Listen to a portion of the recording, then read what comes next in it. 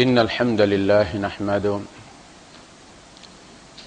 ونستعينه ونستغفره ونؤمن به ونتوكل عليه ونعوذ بالله من شرور أنفسنا ومن سيئات أعمالنا من يهده الله فلا مضل له ومن يضلل فلا هادي له وأشهد أن لا إله إلا الله وحده لا شريك له ولا ضد ولا ند ولا مثيل له ولا مثال له وأشهد أن سيدنا ومولانا ومعلمنا ومرشدنا ومخرجنا من الظلمات إلى النور محمدا عبده ورسوله أرسله الله بالحق بشيرا ونذيرا وداعيا إلى الله بإذنه وسراجا منيرا فقد بلغ الرسالة وأدى الأمانة ونصح الأمة وكشف الغمة فترك أمته على المحجة البيضاء ليلها كنهارها لا يزيغ عنها إلا هالك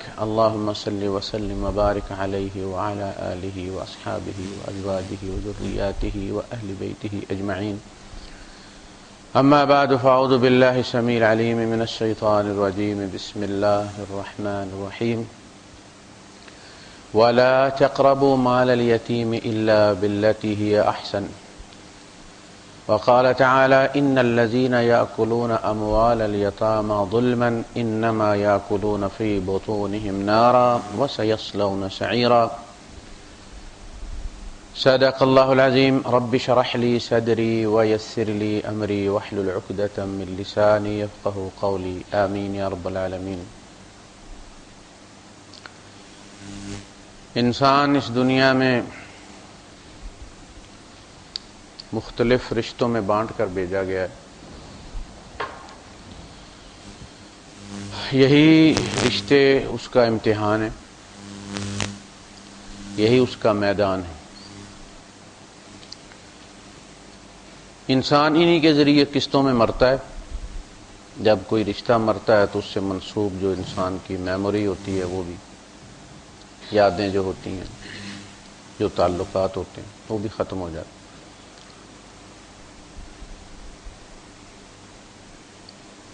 یہ وفا کا معاملہ ہے، یہ وفا کے رشتے ہیں اور بلا کے رشتے۔ یہی جنت ہے، یہی جہنم ہے۔ میں بارہا یہ بات عرض کر چکا ہوں کہ ہم نے جو کچھ بن کر جانا ہے یہیں سے بن کر جانا ہے۔ مت سوچیں کہ آپ قبر میں بیٹھ جائیں گے اور نتیجے تبدیل ہو جائیں گے۔ ہمارا پیپر جب لے لیا جائے گا اور سیل کر کے ہماری گردن میں ہی اس کو معلق کر دیا جاتا ہے، اس کو ٹیگ کر دیا جاتا ہے، اور یہ ٹیگ قیامت کو ہی کھولے گا، اور اس وقت کہا جائے گا کہ اس کو یہ تمہارے ساتھ ہی رہا ہے، اس کو ذرا پڑھو آپ، اس کی کاپی ادھر بھی ہوگی، دیکھو اس میں یہ ہے یا نہیں۔ اقرا کتابک، پڑھا لکھا کتاب نہیں لکھتا، زندگی کی کتاب ان پڑھ بھی لکھتے ہیں اور عمل سے لکھتے ہیں، اور یہی کتاب پڑھائی جائے گی۔ ہم جیسے اس کتاب میں ہوں گے ویسا وہاں پر ہمارے ساتھ سلوک ہوگا۔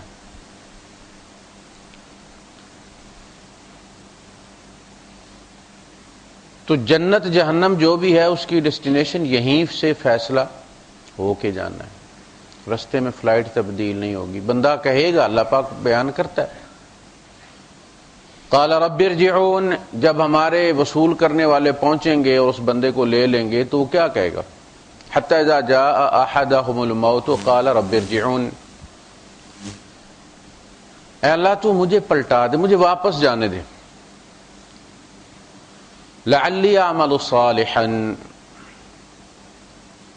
تاکہ میں جا کے اچھے کام کر کے آؤں، فیما ترکتو، وہ مال جو میں پیچھے چھوڑ آیا ہوں اس کو میں اچھی جگہ استعمال کروں، وہ کمیاں کوتاہیاں جو میں چھوڑ آیا ہوں میں ان کو پورا کروں۔ صالح کا جو لفظ ہے یہ اللہ پاک نے اصطلاح لی ہے ان سے، عربوں سے،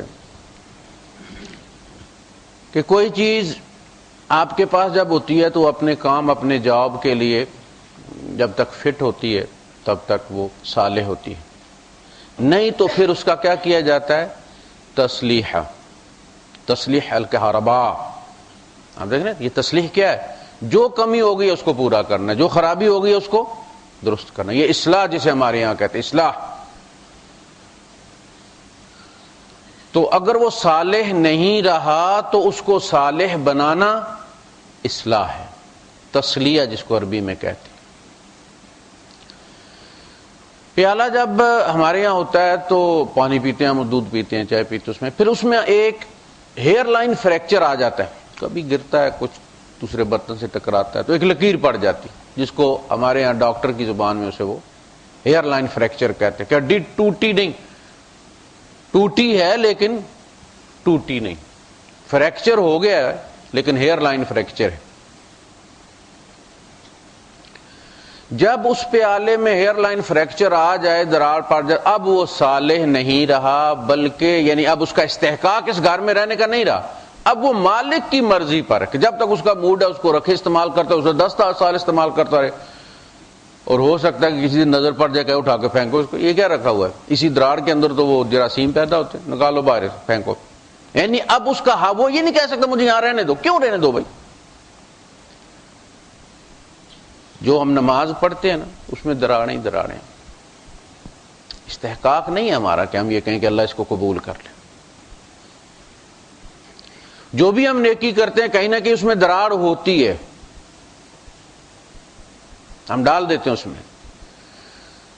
تو اللہ پاک کا ایک احسان تو یہ ہے کہ وہ ہمیں نیکی کی توفیق دیتا ہے، اور دوسرا احسان یہ ہے کہ وہ ہمیں اور ہماری عبادات، ہمارے اعمال کو اپنی بے نیازی سے صالح گردان لے. ٹھیک، اب اندازہ کریں کہ نبی یہ بات کہتے ہیں وَأَدْخِلْنِي بِرَحْمَتِكَ فِي عِبَادِكَ الصَّالِحِينَ. اے اللہ تو اپنی رحمت سے مجھے اپنے صالح بندوں میں شمار کر لے. میں صالح نہیں ہوں. یہ کون کہہ رہے ہیں؟ یہ نبی اللہ کہہ رہے ہیں.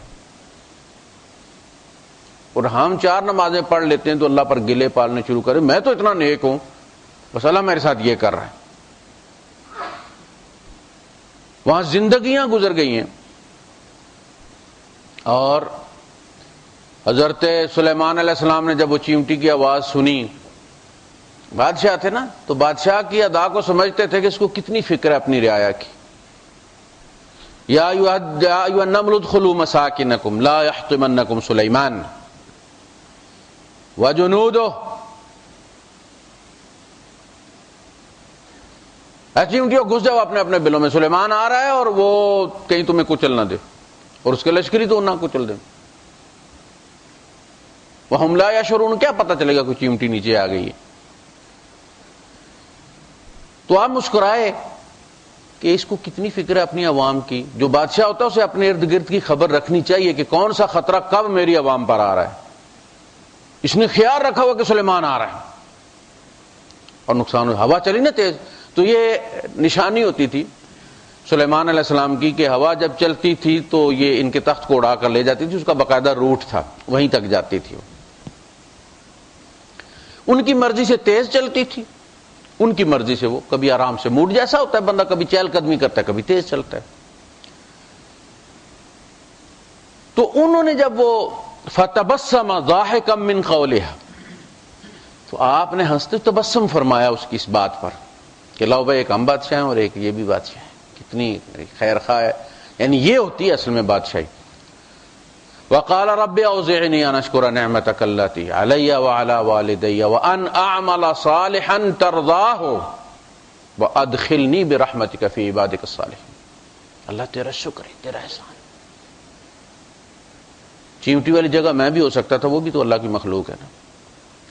تو نے انسانوں میں مجھے نبی بھی چنا، بادشاہ بھی بنایا، چیونٹیوں میں مجھے بادشاہ بنا سکتا. مجھے تو توفیق عطا فرما کہ میں اس احسان کا شکر ادا کروں جو تو نے مجھ پر اور میری والدین پر کیا، اور مجھے نیک کاموں کی توفیق عطا فرما. جو اتھارٹی تو نے مجھے دیا میں کبھی اسے تیرے خلاف استعمال کرنے کی جرات نہ کروں، اور تو مجھے اپنی رحمت سے اپنے صالح بندوں میں شامل فرما لے. صلاح تسلیہ۔ تو یہ رشتے ناتے جو ہیں یہی ہمارا امتحان ہے، ان میں کمی بیشی ہوتی رہتی ہے، اصلاح کرنی چاہیے، صلح کرنی چاہیے۔ اللہ کے رسول صلی اللہ علیہ وسلم فرماتے ہیں کہ جس نے دو ناراض بھائیوں میں صلح کروائی اس نے میرے اوپر اتنا احسان کیا جیسے میری اولاد میں سے کوئی غلام ہو گیا تھا اور اس نے آزاد کروا دیا اسے۔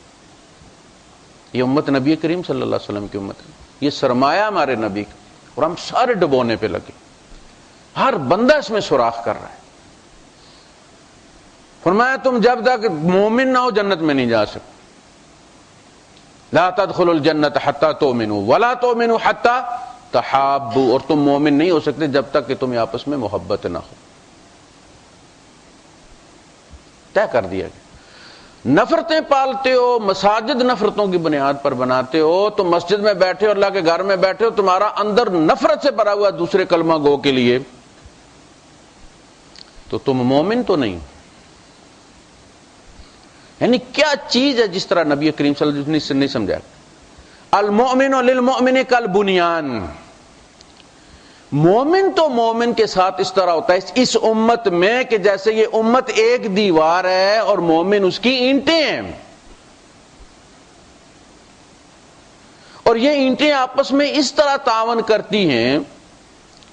المؤمن للمؤمن کالبنیان یشد بعضہ بعضا، ہر اینٹ دوسری اینٹ کو مضبوط کرتی ہے، ٹانگیں نہیں کھینچتی، تب دیوار قائم رہتی ہے۔ ہم سارے، ہر مولوی جتنا بڑا مولوی ہے اتنا بڑا فتنہ بن گیا، اس امت کی ٹانگیں توڑو، اسے بکھیرو، جزیرے بنا کے رکھ دو اس سمندر کو۔ اب دیکھتے کس طرح کرتی ہے وہ ایک اینٹ اپنے اوپر دوسری اینٹ کو جگہ دیتی ہے، قربانی دیتی ہے نا، اتنا سارا دوسرے کو جگہ دیتی ہے تو خود بھی مضبوط ہوتی ہے، اس کو بھی مضبوط کرتی، سارے ہر اینٹ کہہ کہ دیکھو میں کسی کو کچھ نہیں دوں گی، خبردار میرے قریب کوئی لگے، اینٹ کے اوپر بس اینٹ آپ رکھتے چلے جائیے، اسے پھسائیے مت، داڑا مت بنائیے اس کو، ہوا کا ایک جونگا اس دیوار کو گرا دے گا۔ وہ خود بھی مضبوط تبھی ہوگی جب خود دوسری جگہ جائے گی تو اس کے یہاں سپیس بنے گی، اگلی اس کی جگہ پھر اتنی جگہ پہ آئے گی، پکڑے گی اسے، وہ دوسری کو پکڑے گی تو اگلی اینٹ اس کو پکڑے گی۔ یہ مثال ہے۔ تو فرمایا کہ یہ متفقن علیہ حدیث ہے، لا تدخلوا الجنت حتی تؤمنوا، تم جنت میں نہیں جا سکتے جب تک کہ تم ایمان والے نہ ہو، ولا تؤمنوا حتی تحابوا، اور تم مومن ہو نہیں سکتے جب تک تمہیں آپس میں محبت نہ ہو۔ الا هل ادلکم علی شیء اذا فعلتموه تحاببتم، میں تمہیں ایسا نسخہ نہ بتاؤں کہ اگر تم وہ کھا لو، اسے استعمال کرو تو تمہیں آپس میں محبت ہو جائے؟ افشوا السلام بینکم، آپس میں سلام زیادہ کیا کرو، اس میں ایک خاص تاثیر ہے اس سلام کے اندر، یہ دھو ڈالتا ہے کینوں کو، صاف کر دیتا ہے سینوں کو، لیکن وہ اندر سے سلامتی نکلے، منافقت والی نہیں، اندر سے سلامتی کی دعا نکلے۔ تو یہ رشتے ناتے ہی اصل میں ہمارا امتحان ہے، انہی سے ہمیں گلے پیدا ہوتے ہیں، انہی کے ظلم کے بدلے میں ہم ظلم کرتے ہیں، انہی کی زیادتی کے بدلے میں ہم زیادتی کرتے ہیں، انہی کے غلطی کی وجہ سے ہم اپنی عبادتیں کھو دیتے ہیں، غلطی کسی اور کی ہوتی ہے اور اس کا نقصان ہم کو بھی پہنچ جاتا ہے۔ کہتے ہیں جو ڈرائیونگ ہے، ایک جملہ وہ لکھتے ہیں کہ ڈرائیونگ یہ نہیں ہے کہ آپ خطا نہ کریں۔ ہم یہ سمجھتے ہیں نا کہ میں بڑا کامل جامع ڈرائیور ہوں، میں تو بڑا تجربہ ہے میرا، میں شیشے کے ساتھ شیشہ جوڑ کے گاڑی نکال سکتا ہوں، سارے قوانین مجھے پتہ ہیں، میں کوئی غلطی نہیں کرتا۔ کہا یہ ڈرائیونگ نہیں، السواقۃ تجنب الاخطاء الاخرین، ڈرائیونگ یہ ہے کہ تو دوسروں کی خطا سے بچنا سیکھ لے۔ تو جامع ڈرائیور ہے، تیرے ساتھ والا ہو سکتا ہے کہ آج ہی لائسنس ملا اس کو، تو اپنے اندازے سے حساب لگا رہا کہ یہ اسی طرح کرے گا، جب کہ اسے پتہ نہیں، وہ آدھی گاڑی میں جا کے ٹریک تبدیل کر دیتا، تمہیں مار دیتا۔ تمہیں اندازہ ہونا چاہیے کہ وہ سپیڈ ہونی چاہیے کہ میں بریک ماروں تو یہ، اگر ایسی غلطی کرے بھی تو ایک بندہ سڑک پہ کھڑا ہے، آپ جا رہے ہیں، آپ کو اس کو پتا ہے گاڑی آ رہی ہے، لہٰذا یہ نہیں آئے گا، ہو سکتا ہے وہ آ جائے۔ ہو سکتا ہے وہ آ جائے اور مارا گیا بندہ. اسی طرح اکثر و بیشتر اس طرح ہوتا ہے کہ ہم یہ سمجھتے ہیں کہ اس کو پتہ نہیں کہ گاڑی آ رہی ہے اور اتنی سپیڈ میں آ رہی ہے, لہذا یہ کبھی نہیں آئے گا. وہ بھائی ہو سکتا ہے اس کا دھیان پتہ نہیں کہاں ہے, کس حالت میں ہے وہ, تم اسے نظر بھی آ رہے ہو یا نہیں آ رہے ہو. ہم جب ٹیکسٹ کرتے ہیں نا تو ہم یہ سمجھتے ہیں کہ یہ 6 سیکنڈ کا وہ وقفہ جو ہوتا ہے وہ موت ہے. اس وقت آپ کو کچھ نظر نہیں آ رہا ہوتا, آپ سمجھتے آپ کو نظر آ رہا ہے. نہیں, سگنل پہ آپ کھڑے, سگنل بلینک ہو جاتا ہے. اکثر و بیشتر ایکسیڈنٹ اس وجہ سے ہوتے ہیں. تو بھائی صاحب خود نیک ہونا, نیک نہیں, مسئلہ یہ ہے کہ میں کوئی بدی نہیں کرتا, اب دوسروں کی بدیوں سے بچنا سیکھیں کہ وہ میری نیکی کو کھا نہ جائیں. نیک اس کا نام ہے. نبی کریم صلی اللہ علیہ وسلم اللہ کے آئیڈیل ہیں, اللہ کے آئیڈیل. اللہ نے محمد کو سوچا صلی اللہ علیہ وسلم کے انسان ایسا ہونا چاہیے, پھر انسانیت کا چکا چلایا, سلسلہ شروع کیا اس پھول اور اس پھل کو حاصل کرنے کے لیے.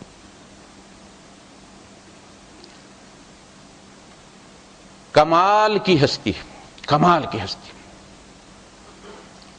پاؤں چومنے کو دل کرتا ہے, کوئی عیب نہیں. پوری ہسٹری پڑھ لیجئے, ہر ستم کیا گیا ہے, نفسیاتی بھی وار کیے گئے. اللہ کے اس نبی کے چہرے پر تھوک دینا جس کے سامنے آواز بلند ہو جائے تو صحابہ کے عمل بھی ضائع ہو جائیں. یا ایھا الذین آمنوا لا ترفعوا اصواتکم فوق صوت النبی ولا تجہروا.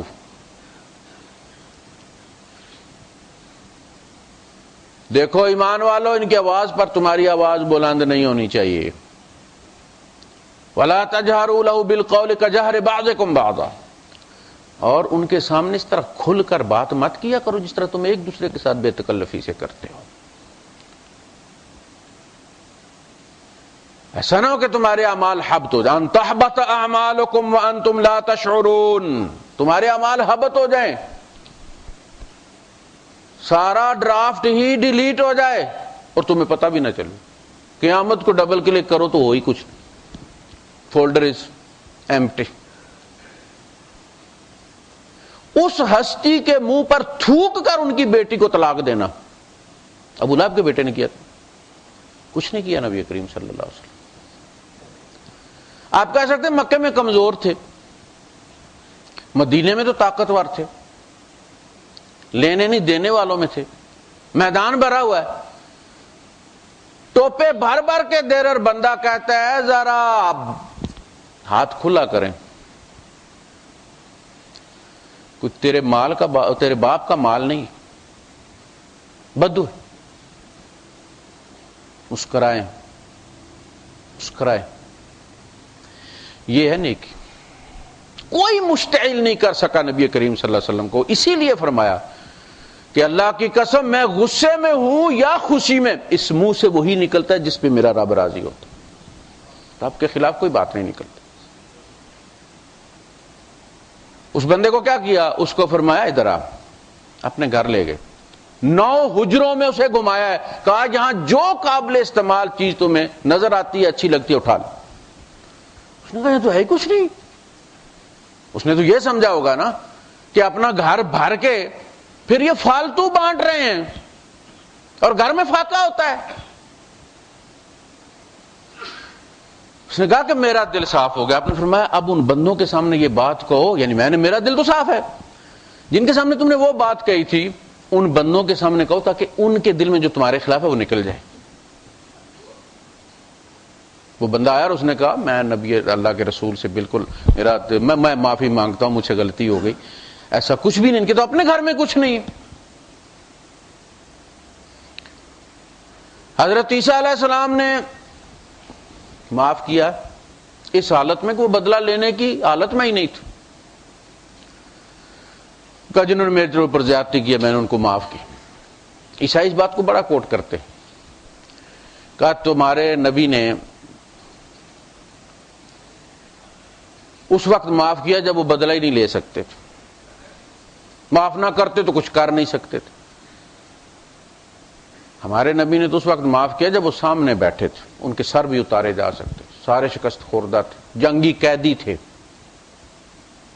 ان کے سر بھی اتارے جا سکتے تھے، غلام بھی بنایا جا سکتا تھا۔ فرمایا لا تثریب علیکم الیوم، جاؤ آج تمہیں کچھ نہیں کہتا۔ کمال ہے، آپ کو کبھی کوئی مشتعل نہیں کر سکا زندگی کے کسی مرحلے پر بھی کہ آپ سے اشتعال میں کوئی اخلاقی غلطی کروا لے، کبیرہ گناہ نہیں، کوئی اخلاقی جھول جس پہ انگلی رکھ کے کہا جا سکے کہ یہ آپ کو نہیں کرنا چاہیے تھا۔ اللہ نے پیمانہ دیا ہے تو بڑا صاف ستھرا دیا ہے، بڑا ناپ تول کر دیا ہے، کوئی عیب۔ اگر تم سنت پر ہو، نبی والا کام کر رہے ہو، اس کی دلیل مل گئی ہے، وہی تمہارے امام ہیں، وہ سارے نبیوں کے بھی امام ہیں، اب بے فکر ہو جاؤ۔ یہی وہ نوٹ ہے جو آخرت میں چلے گا، اسی سے ناپ کر عمل قبول کیے جائیں گے۔ تو نیکی یہ ہے کہ رشتہ داروں کی غلطی آپ کی نمازوں کا بیڑا غرق نہ کر دے، آپ کو جنت سے نکلوا کر جہنم میں نہ پہنچا دے۔ نیکی کرنا آسان ہے، نیکی سنبھالنا مشکل ہے۔ ہر بندہ یہ کوشش کرتا ہے کہ چلتے چلتے جیسے بیل نہیں دے جاتے، جب نئی نئی ہمارے ہاں وہ بجلی آتی ہے تو دیہات والوں کے لیے تو ایک نئی چیز ہو جاتی ہے نا، اچھے بھلے معقول آدمی بھی جناب علی جاتے ہوئے بیل بجا کے چیک کرتے ہیں کہ ٹرن ہوئی ہے اندر کہ نہیں ہوئی، شوق۔ اسی طرح ہر رشتہ دار ٹرن کر کے جاتا ہے کہ آپ کا بیڑا غرق کر دے، آپ کی نیکیاں گنوا دے۔ آپ نے اگر اشتعال میں آ کر کچھ کر دیا تو وہ کامیاب ہو گیا۔ اللہ کے رسول صلی اللہ علیہ وسلم نے نہیں فرمایا کہ اگر تم روزے میں ہو، روزے کی حالت میں ہو اور کوئی تمہیں گالی دیتا ہے تو تم کیا کہو؟ انی صائم، میں نہیں دے سکتا بھائی، میں روزے دار ہوں، میں نے 14 گھنٹے 19 گھنٹے یورپ کے پیاس میں رہ کر گزارے ہیں، تیری اس گالی کے عوض میں اٹھا کے پھینک دو نا۔ آپ کی ڈاؤن لوڈنگ ہو رہی ہے، بالکل چند سیکنڈ رہتے ہیں آپ کو ایسی حرکت کر دیں ساری جو ہے وہ کینسل ہو جائے، کیا کتنی تکلیف ہوتی ہے؟ اپ لوڈنگ ہو رہی ہے، تھوڑی سی رہتی ہے، آپ نے کوئی غلطی کر دی وہ کینسل ہو گئی، کتنی تکلیف ہوتی ہے؟ اور ساری زندگی تمہاری کوئی بندہ ذرا سی غلطی سے تم سے وہ غلطی کروا کے ساری کا بیڑا غرق کر دے۔ لہذا اس لیے فرمایا یا ایھا الذین آمنوا علیکم انفسکم، ایمان والو اپنے اوپر کڑی نظر رکھو، دوسروں کی جاسوسی نہ کرو، ولا تجسسوا، اپنی جاسوسی کرو، اس میں ثواب بھی ہے اور سواد بھی۔ اپنے اوپر نظر رکھو، تم جو ہے وہ برتن بھرا ہوا لے کر چل رہے ہو، تربیت ہوتی ہے نا۔ ہمارے یہاں جو صوفیاء ہوا کرتے تھے وہ انسانی نفسیات کے ماہرین ہوا کرتے تھے۔ ایک تو یہ بات کہ ان میں نفرت نہیں ہوا کرتی ٹوٹلی۔ ہمارے یہاں جو فقہی اختلافات ان کو تو چھوڑ دیں آپ، ان میں ہندوؤں کے بارے میں بھی، عیسائیوں، کسی کے بارے میں کوئی نفرت نہیں ہوتی تھی، اللہ کا بندہ ہے۔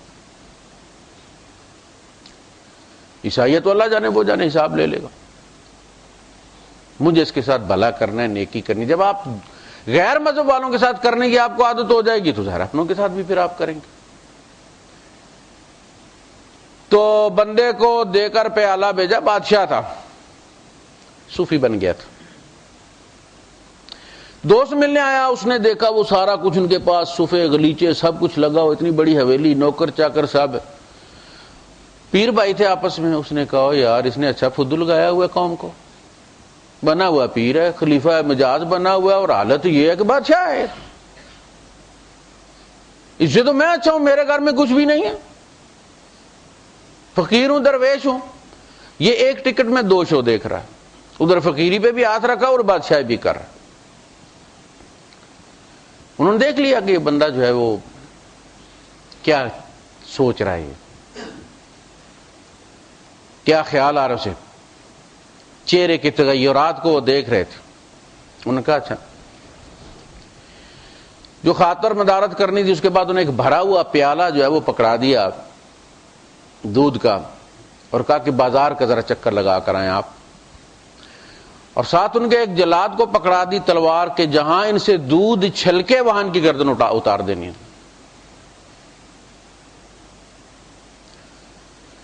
وہ گئے، چکر لگا کر جب واپس آئے تو انہوں نے پوچھا کہ یار وہ جو نیا باغیچہ میں نے بنایا ہے، دیکھا دنیا کا ہر پھول اس میں ہے، ہر درخت ہر پودا اس میں لگا ہوا، اور فلاں چوک پہ دیکھا تم نے کیا بنا ہوا تھا، اور فلاں عمارت دیکھی، انہوں نے کہا میں نے کھیت دیکھی ہے، میں تو پیالہ دیکھ رہا تھا، ادھر میری جان پہ بنی ہوئی تھی، میں ادھر باغیچے دیکھ رہا تھا۔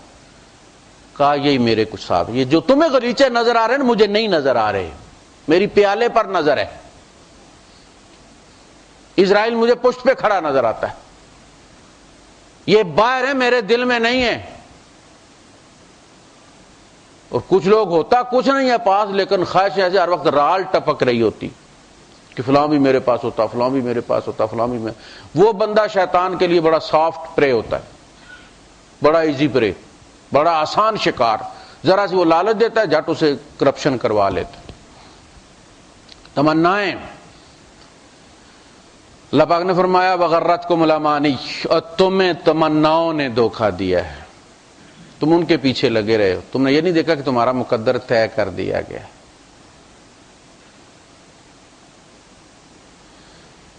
تو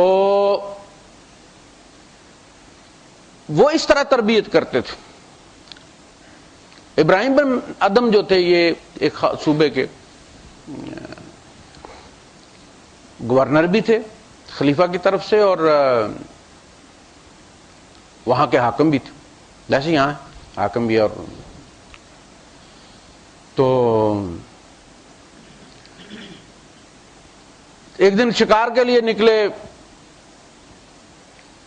اور جب یہ شکار کے لیے جاتے پہلے سے انتظامات ہو جاتے ہیں وہاں پہ، تو ایک جو کنیز تھی اس کی یہ ذمہ داری تھی کہ وہ ان کے لیے بستر بچھائے۔ اچھا بستر یہ بچھتا تھا، پھر اس کے اوپر کچھ رکھتے تھے اور پھر اس کے اوپر پھول بچھائے جاتے تھے اس کو مزید سافٹ کرنے کے لیے، آرام دہ بنانے کے لیے۔ تو وہ بیچاری چیک کرنے لیٹی کہ صحیح ہے کہ نہیں، تو نیند آ گئی، اسے سو گئی۔ اب یہ واپس آئے اور ایک کنیز کو اپنے بستر پر دیکھ کر غضب بھڑکا، بادشاہ تھے، انہوں نے ایک تازیانہ لے لیا اور اس کو مارنا شروع کر دیا۔ تھوڑی دیر تو وہ روتی رہی، اس کے بعد اس نے پھر ہنسنا شروع کر دیا۔ پوچھا کیا ہوا ہے؟ اس نے کہا خیال آ گیا۔ کیا خیال ہے؟ اس نے کہا میں تو ایک پل سوئی ہوں اس بستر میں اور میری چمڑی اتر گئی ہے، تیری تو ساری زندگی سوتے گزر گئی، تیرے ساتھ کیا ہوگا؟ میں تو وہ دیکھ کر ہنسی ہوں، ایک پل کی یہ سزا ہے۔ چھوڑ دیا سب کچھ۔ اس بندے کا کوئی پتہ نہیں ہوتا، یہ عجیب چیز ہے۔ وہ اقبال کہتا ہے کہ آب گینا آب رنگ، یہ جو آسمان ہے، تیرے محیط میں خباب، یہ تیرے سمندر میں ایک بلبلے سے زیادہ حیثیت نہیں رکھتا، تو بڑی چیز ہے۔ ایک طرف تیرا عشق ہے جس نے تجھے اضطراب میں مبتلا رکھا ہے، جس دوسری طرف تیری جستجو ہے جس نے یہ سارا کچھ ایجاد کر کے رکھ دیا۔ ان سب کے پیچھے خدا کی تلاش ہے۔ دنیا بدل گئی، پیر چن لیا۔ با یزید بستامی رحمت اللہ علیہ کے پاس گئے، انہوں نے کہا کہ تو اس کام کے قابل نہیں ہے بھائی، تو بادشاہ ہے۔ جیسے لوگوں نے کہا تھا نا، جیلم کے لوگوں نے روک لیا شیخ اپنے مجدد الفسانی رحمت اللہ علیہ کو کہ آپ جہاد کریں جہانگیر کے خلاف، ہم آپ کے ساتھ ہیں۔ تو وہ لوگوں سے سنا سجدے کرواتا ہے، فلاں کرواتا ہے۔ انہوں نے کہا بھائی ہم بادشاہی کے قابل نہیں ہیں، ہم لوگ، یہ ہماری دنیا ہی نہیں ہے، ہم اسی کو ٹھیک کریں گے، ہم بادشاہ کو ہی ٹھیک کریں گے۔ کر لیے۔ تو نے کہا تو بادشاہ ہے، تو فقیری نہیں کر سکتا،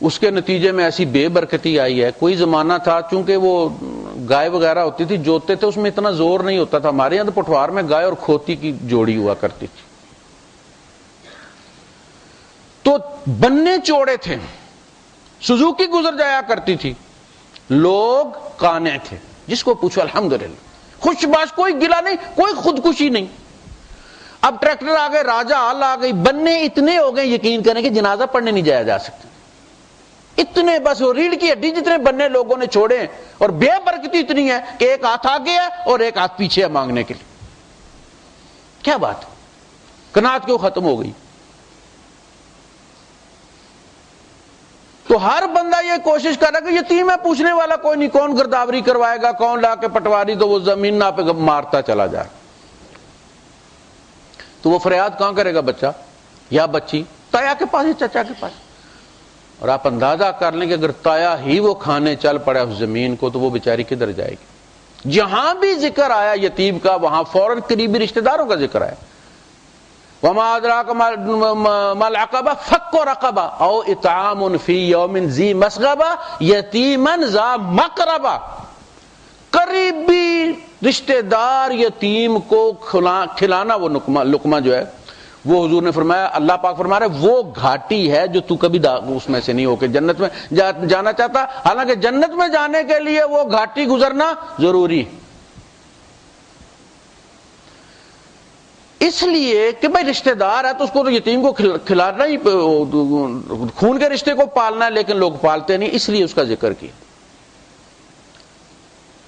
کھا جاتے ہیں. فرمایا ان الذین، بڑی پیاری بات اللہ پاک نے کی، فرمایا وَلْيَخْشَ الَّذِينَ لَوْ تَرَكُوا مِنْ خَلْفِهِمْ ذُرِّيَّةً ضِعَافًا خَافُوا عَلَيْهِمْ. اے اولاد والو، کم از کم تم تو ذرا سا ڈرو خدا سے کہ تم کو اگر اس حال میں موت آ جائے کہ تمہارے بچے کمزور ہو تو کس حال میں تم مرو گے. تمہارا ذہن ان میں اٹکا ہوا ہوگا. وہ مرنے والا بھی اسی طرح گیا ہے.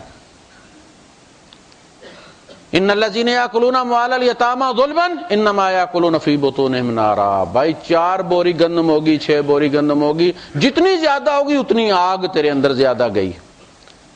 وَسَيَصْلَوْنَ سَعِيرًا، اور وہ آگ تھوڑی نہیں، وہ تو پورا جہنم بھر دیا اس نے. یہ جہنم میں پہنچ کر رہے ہیں. اس لیے پھر اس کے بعد اگلی آیت سے پھر شروع ہوا ہے حساب کتاب، وہ وراثت کی تقسیم. یوصیکم اللہ، اس سچویشن سے بچانے کے لیے اللہ تمہیں یہ وصیت کر رہا ہے کہ اس طرح تقسیم کرو تاکہ کسی پر زیادتی نہ ہو. وَلَا تَقْرَبُوا مَالَ الْيَتِيمِ، یہ نہیں کہا کھاؤ مت. وَلَا تَقْرَبُوا الزِّنَا، دیکھا زنا کے قریب بھی مت جاؤ، نیت بھی مت کرو، اس کے اسباب بھی مت پیدا کرو. وَلَا تَقْرَبُوا مَالَ الْيَتِيمِ إِلَّا بِالَّتِي هِيَ أَحْسَنُ، یتیم کے مال کو ہاتھ بھی مت لگاؤ مگر نیکی کی نیت سے. اتنا زور دیا کہ صحابہ نے جو شہدائے احد تھے جن کے بچے رہ گئے تھے پیچھے، تو اللہ پاک نے کہا تم ان کی ماؤں سے شادی کر لو تاکہ آنے جانے میں کوئی بعد میں پھر اسکینڈل نہ بنتے پھرے.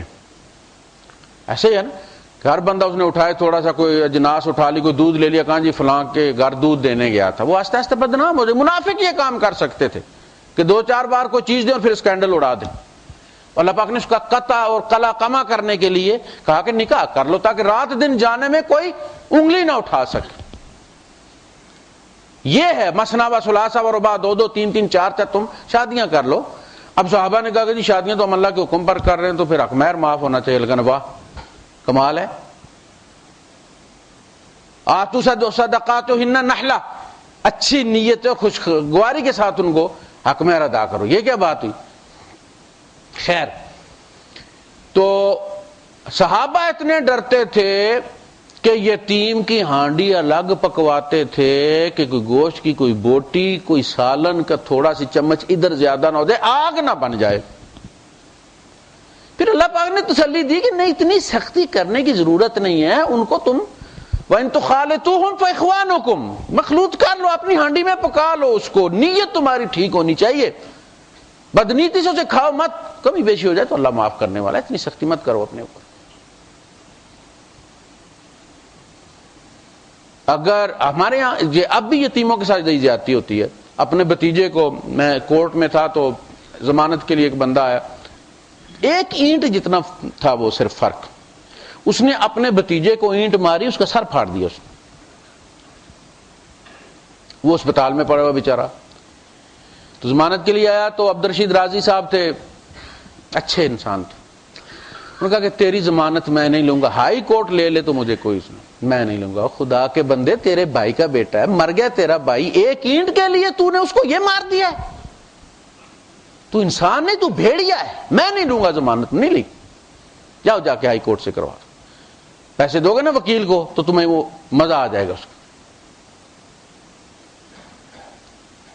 تو جو بھی بڑے ہمارے ہاں اس قسم کے واقعات ہیں، خاص کر کے پتہ نہیں پہاڑی علاقے کے لوگوں کے بھی دل سخت ہوتے ہیں، پتھری ہوتے ہیں، بہت کیسز ہیں ہمارے یہاں کشمیر کے اندر اس قسم کے، چچے تاؤں کی طرف سے